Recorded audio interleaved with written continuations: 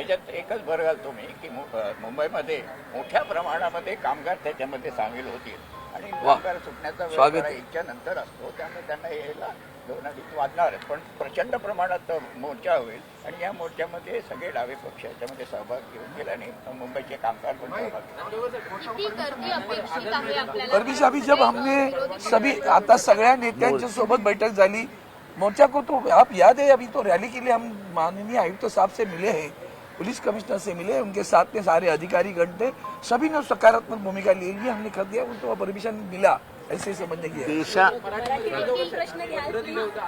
पूर्ण देशामध्ये एक राग आहे, त्यामुळे मोर्चा प्रचंड मोठा होईल। हा म्हणजे पक्षाचा मोर्चा असण्यापेक्षा हा लोकांचा मोर्चा असणार आहे, हा सत्याचा मोर्चा आहे, त्यामुळे मोर्चाला गर्दी किती होणार ही भविष्य सांगण्यासाठी आम्ही इथे उभे नाही। मोर्चाला लोक येणार, कार्यकर्ते येणारच, पण लोकांना आमचं मत चोरलं जात आहे, ह्या लोकांमध्ये पसरलेली अस्वस्थता आहे आणि ती अस्वस्थता तुम्हाला रस्त्यावर दिसेल।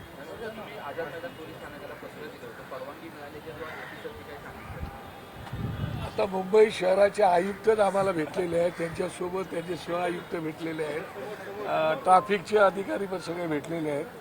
असं असताना परमिशनची मला वाटत नाही अडचण कुठली असावी, त्याच्यामुळे परमिशन मिळाल्यात आहे। तुम्हाला परमिशनचं पत्र पाठवून देतो।